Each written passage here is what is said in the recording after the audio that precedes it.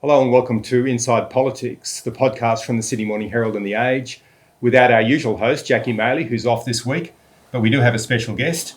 But joining me is Paul Sakkal from the Sydney Morning Herald and The Age, and our guest today is the Prime Minister Anthony Albanese. Thank you for having time to talk to us. Good to be here. And so soon after the formation of your new ministry. Many things to talk about. I thought we would start with one of the things that you're heading overseas for, which is for the inaugural Mass for Pope Leo in Rome. You mentioned this week as an important moment for you to go and meet world leaders, but it also has an important aspect of faith. And you were raised a Catholic. Catholicism was important to your mother in her life. And I wanted to ask about that as an opening question. How important is your faith in what you do in your job as Prime Minister? I think these issues are a matter of your own development as well, and it's a part of who I am, my upbringing. During the campaign, one of the statements I made that resonated indeed during the Channel 9 debate was that kindness isn't weakness. And that really is something that's a part of how I was raised in the Catholic faith, about having compassion and kindness for people, particularly vulnerable people. I believe in a separation of church and state. So I choose, for example, today I've always chosen to do an affirmation, because I think that as the Australian Prime Minister, I represent people of every faith and no faith. And so that, for me, that's a personal decision. Other people who swear on the Bible or the Quran, in Anne Ali's case, is perfectly up to them. It's a personal choice. But for me, that's a personal choice that I make and have made. But I say I was raised with three great faiths: the Labor Party, South Sydney and the Catholic Church, and it will be an incredible honour for me to be at Pope Leo's inaugural Mass. I have in my office downstairs a papal blessing that my mother sent away to the Vatican from Pope Paul VI, who visited Australia, of course, and went to my street, Pyrmont Bridge Road, Camperdown, because the Children's Hospital was across the road. And that was a great moment in my mum's life. I remember it very deeply, and I still have the book that my mum had, all the memorabilia from the papal visit at that time is one of my cherished possessions. There's a lot of cynicism about politics from observers. They don't have a lot of faith in it. But that does not capture, I think, the entirety of what politics is about. Do you think that there is a moral purpose to politics? And how does that guide you? I think there absolutely has to be a moral purpose to politics. For me, it's about how do you make people's lives better. It's captured in a statement that I made many times during the election campaign. No one held back, no one left behind. That is a part of our purpose in politics, is to make a difference to people's lives. Looking around at the caucus last week, Prime Minister, which was in the building, there are lawyers, there are teachers, there are multicultural members, there are lots of young people. It struck me that it is a caucus that represents the face of the country. I wonder what you think the election victory and the drubbing that it was says about the nature of Australia, and whether it, in your view, proves that in a more cosmopolitan world, Labor is the natural party of government, not your opponents. I certainly have depicted Labor as the natural party of government. I think if you look at what we seek to represent and who we seek to represent, people who are working people, members of unions, people who are self-employed, people who are vulnerable and dependent upon support from the state, many people really need a Labor government to make a difference to their lives. So I think that our destiny is to try to be the natural party of government rather than look for dividing people. It's one of the increasing issues, I think, in the last campaign was who was seeking to bring people together and who was seeking to divide people. And that's why things like culture wars are so unproductive, because they seek to pit people against each other. Do you feel like you've managed to place Labor at the centre of the political spectrum and dominate the centre and push your opponents out to the fringes? Well, we are a centre-left government, but we very much are concerned about social justice. We see there is a role for the state in improving people's lives, but we also very much believe in markets, and that markets are a democratic mechanism as well through the economy of expression. I believe in a private sector being the key driver of growth, but the public sector should step in where there is market failure. So I very much see that. I think that during the campaign as well, we had progressive patriotism, if you like, is one way that it's been called. You know, we spoke about doing things the Australian way, not looking towards any other method or ideology from overseas to try to copy. If we get this right, we can be increasingly successful. I look at the caucus, and I have very consciously tried to bring in to the caucus as well a broad range of people from different backgrounds. We are so much more representative. And you picked a lot of them yourself, right? A lot of these caucus members. You've played a more hands-on role in picking candidates than most party leaders. Well, I had a focus from 2022 of where are we going to be at in 2025 and work our way back rather than just go through. And you've got to be, it's a bit like, I guess, the coach of a footy team. You don't win the comp in May or June, you win it in September. How do you peak in September? How do you get the right personnel? How do you get the right policies? How do you get the right framing so that when it really matters, you can very clearly put your offer to the Australian people going forward?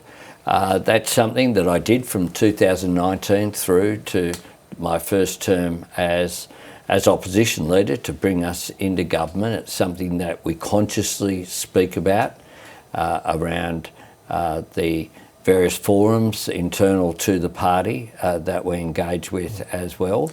Not just the parliamentary party, but the organisational wing as well. You used a really interesting phrase a moment ago, progressive patriotism. I'm not sure whether I've heard that from you before. I'm interested in what you think it means, because a lot of people regard patriotism as a bad thing, you know, because it can be overdone sometimes. So were you conscious of that as a factor through the campaign, and is it going to be something that guides you now in this second term? I was conscious of it. The whole Medicare campaign and strengthening Medicare, I see that as something that puts us apart from other countries. It's a health system that says that whether you're Kerry Packer, a billionaire, or myself after a serious car accident, or my mum, an invalid pensioner, who on Mother's Day in 2002 ended up at Royal Prince Alfred Hospital in emergency after having an aneurysm, you get the same care. It matters. And that's something we should be really proud of. We should be proud of what we created here.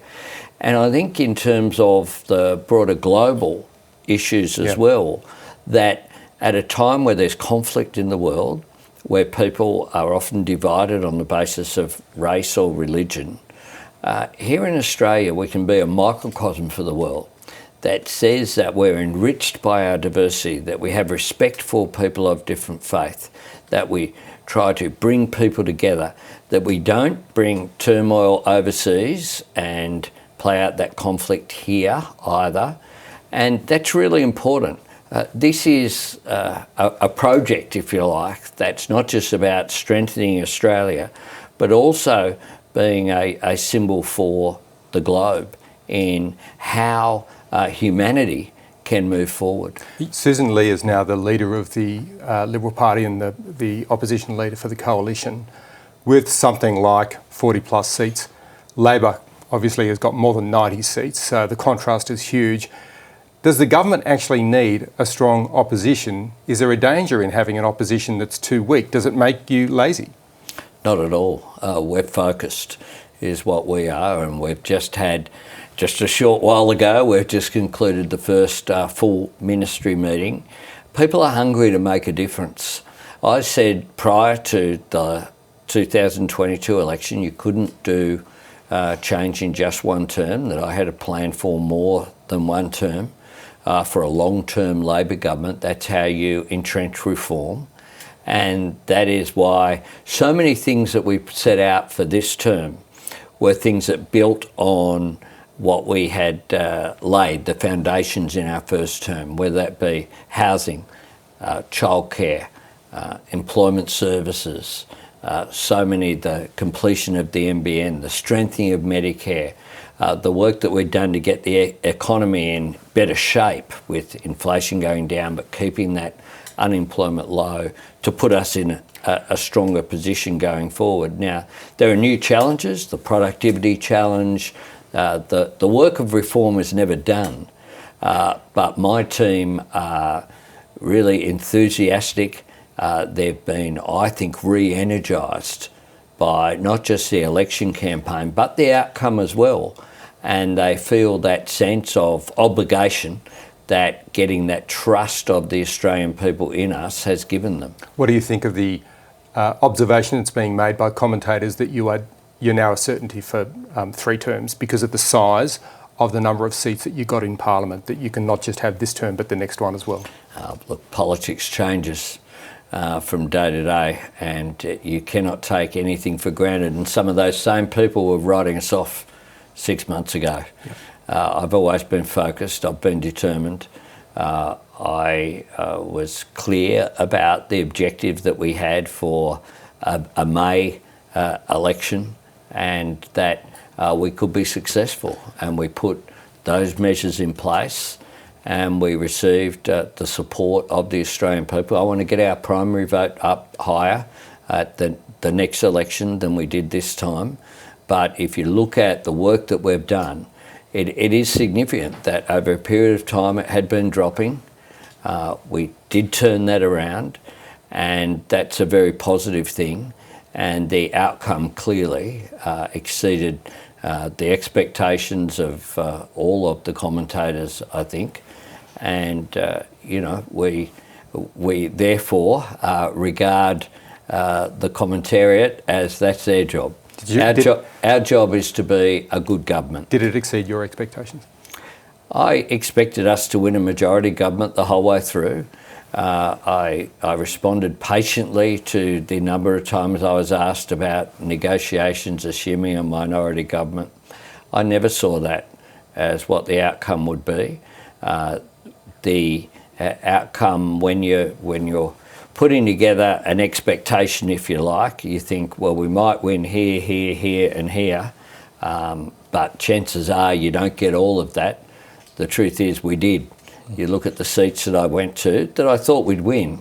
Bass, Braddon, Dixon, Brisbane, Griffith, Banks, Can I just ask on those seats, Prime Minister, sorry to interrupt you. Yep. One of your ministers said that when you would talk about those seats during the tougher periods of the term, some of your colleagues would politely nod along and think, does this guy really believe what he's saying? Did you believe it the whole way along? And you bet. People might have called you delusional. Why did you believe it? The evidence is there because I thought we had the right policies. I think that the whole way through I also saw that I know what it takes to take an opposition into government. I did serious policies, fully costed in budget replies. I did serious speeches, a series of vision statements. I went to the National Press Club regularly. I did press conferences regularly. I was accountable. We did hard work. And I didn't see the opposition laying that groundwork that you need, and thought they would be very, very vulnerable during an election campaign. I unusually agreed to 4 debates. Some in my own team said that was crazy brave. I think it was the right thing to do. Went to the National Press Club, I did all of that. And I also thought that the Greens political party were vulnerable. I saw that in my local community, that they had lost their way. in blocking Labor's housing reforms and not being a party which concentrated on the environment and on issues that mattered most to people. I might just ask one more and hand over to you, Crowe, to ask about mandate stuff. Just on the size of the win, Prime Minister, do you feel a sense of, and I think there's an element of this in the progressive patriotism as well, I think Trump allowed you to project as a centre-left leader that sense of patriotism that's so often dominated by the right, which was lucky in one sense because no one expected Trump to come around. Do you feel that the combination of Trump and Dutton was the best bit of luck you could have ever got? And is there a chance that we're overanalyzing the Labor win because the strength of the negative that Trump gave to Dutton and Dutton's own performance actually handed you the win? No, I think that some of the commentariat have looked for reasons why their commentary was so out of touch last year. In the media? Yeah, and I think that a government that in serious polls was always in a pretty good position for a government. If you look historically in Australia for polls that have been around for a long period of time, like Newspoll, we were in a worst case scenario, we're on 49, is going into an election is a strong position for a government. If you're in trying to get to government, you've got to have a narrative, an offer. We had as well, I think, a record that we were proud of, that we could talk about, that people could recognise. The Australian people have done it tough over COVID under the former government, and then that due to supply chain issues and a range of things, including international factors, led to cost of living pressures. People know that we were trying to do something about it. Peter Dutton opposed all of those measures, and we had got inflation down, interest rates starting to fall, real wages up, and employment was strong. There are a set of economic numbers that are the envy of other parts of the industrialised world. So we had a good story to tell. We'd done that whilst at the same time doing major reform. The aged care reforms are the biggest reforms this century. The clean energy transformation, what we're doing on a future made in Australia, the childcare reforms, the completion of the national broadband network, the rolling out of infrastructure projects. We had done a pretty comprehensive plan across the range of portfolios that were there, but we also had the forward offer that we started to roll out from last November with the free TAFE extension, with the 20% cut in student debt, and then had a series of major announcements, including the most significant of which was strengthening Medicare that we did in Launceston in the electorate of Bass. And so, we had a very clear plan. I outlined that to colleagues. I also outlined where it would be successful. It's no accident. The major announcements that we made prior to the election were being called. We're in Sturt, in Griffith, in Bass. That's where we were thinking that we could be positive in. And seats like Braddon, there's no doubt in my mind that if Anne Urquhart doesn't agree to be essentially incredibly generous in leaving a Senate spot, which she wasn't even up for election on, to risk running for a seat where Labor was on 42% at the last election, she could win that seat. And she did, with the largest swing in the country, 15%. We have some other questions about commentators a bit later, but first up on the mandate, on what this election means for you. You've made commitments about what you'll do, but how much flexibility does that give you in being bold on reform, on things like productivity? And the context for that question is one of the remarks that Ed Husic, the outgoing industry minister, made, where he mentioned the timidity of the first term. Do you accept that there was some caution in that first term, even timidity, in the way that you approached some of these big policy questions, and will that change in the second term? I view that we were ambitious in our first term, that people have completely underestimated the extent of the reforms. The biggest economic transformation that's occurring since the Industrial Revolution is the clean energy revolution that is transforming the way that green metals will be produced, for example. There's nothing timid about that. We intervened in the gas and coal markets to put a cap on gas and coal prices. If you had have said we were going to do that prior to 2022, then some of the commentariat would have completely lost any perspective at all. We did it firmly, clearly, because it was in the interest of the Australian people. We changed our mind for good reasons and explained it on the tax cuts, to give a tax cut to every Australian.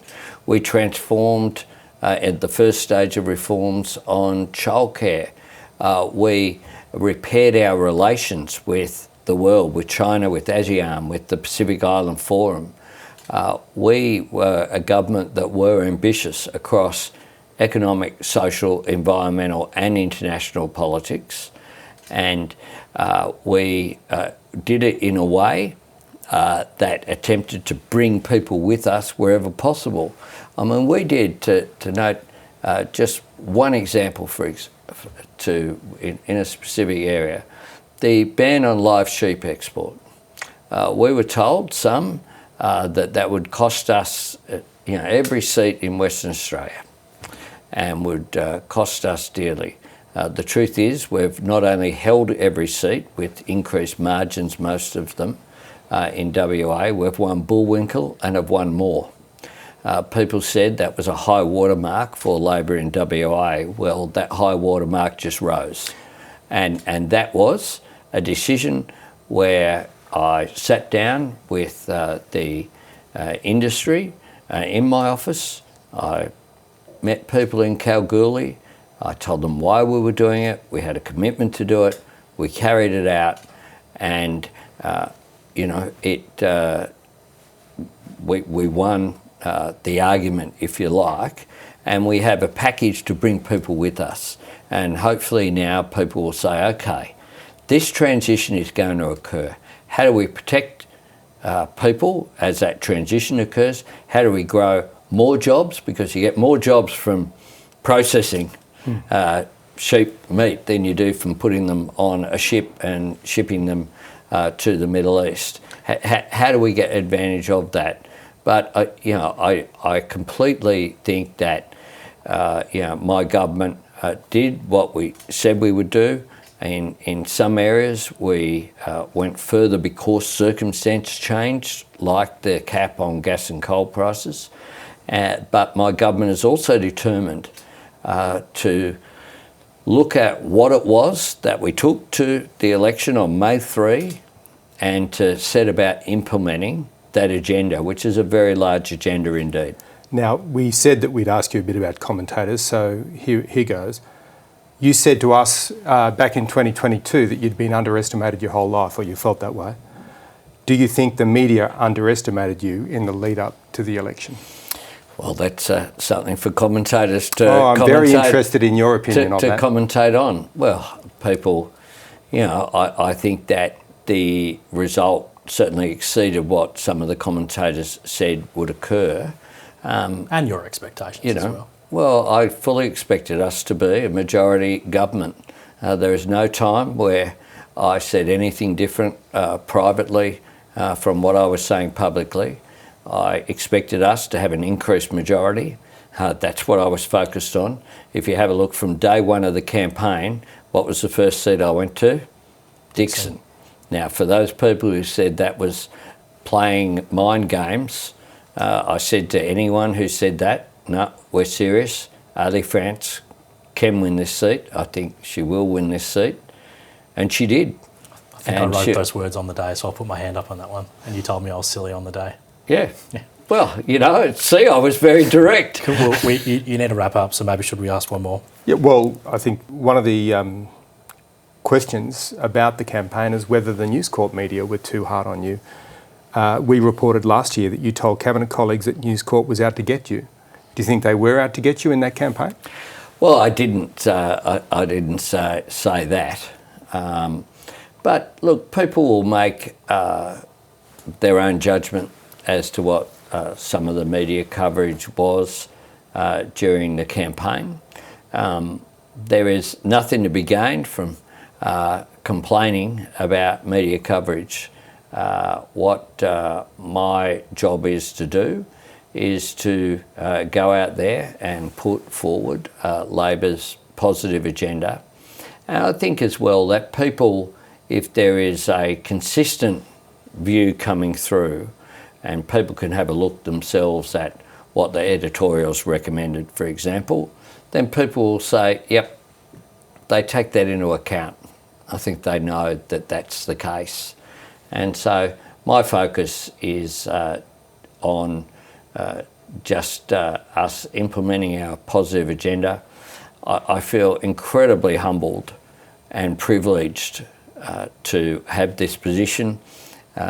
You and I have known each other for some time. When I came into this building, I didn't come here with an expectation of being Prime Minister. I think perhaps not having that sense of destiny has been one of the things that was helpful during the campaign. A number of people in the media said to me, "You look like you're enjoying it."